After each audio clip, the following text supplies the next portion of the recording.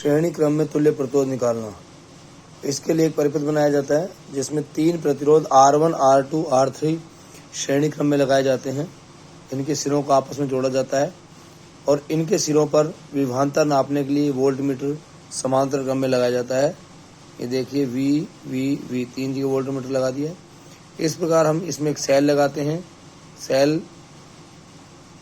जिसको हम लगाते हैं, इसकी जगह बैटरी भी लगा सकते हैं। सेल लगाओ, बैटरी लगाओ। यहाँ बैटरी लगा दी है मान लीजिए हमने, तो बैटरी लगाने के बाद इसमें कुंजी लगा देते हैं, एक अमीटर लगा देते हैं।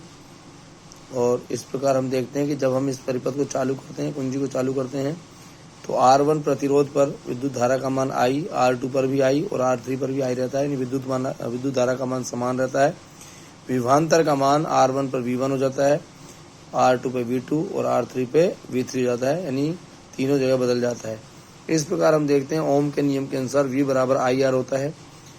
और इसको जब हम R1 प्रतिरोध को देखते हैं तो R1 प्रतिरोध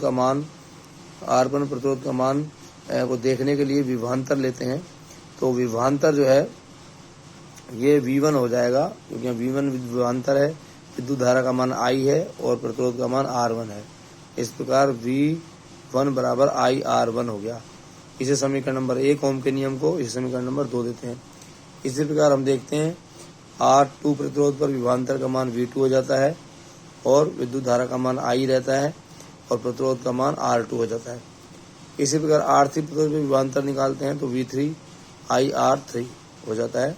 यहाँ V3 I है और R3। इस प्रकार 3 प्रतिरोधों के लिए हमने विभवांतर का मान देख लिया। V1 बराबर IR1, V2 बराबर IR2, V3 बराबर IR3। इनको क्रम से समीकरण 1, 2, 3, 4 देते हैं।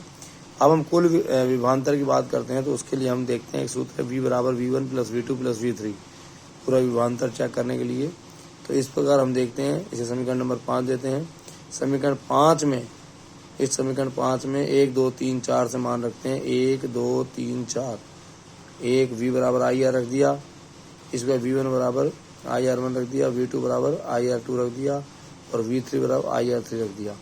तीनों मान लिख दिए हमने। देखिए तीनों मान लिखने के बाद जब तीनों मान इसमें लिख दिए और V का मान भी रख दिया तो V बराबर IR, IR1, IR2, IR3 हो गया।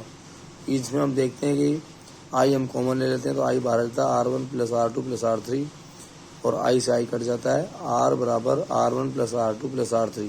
इसका मतलब है कि जब 2 या 3 या ज़्यादा प्रतिरोधों को श्रेणी क्रम में जोड़ेंगे तो तुल्य प्रतिरोध का मान जोड़े गए प्रतिरोधों के योग के बराबर होता है।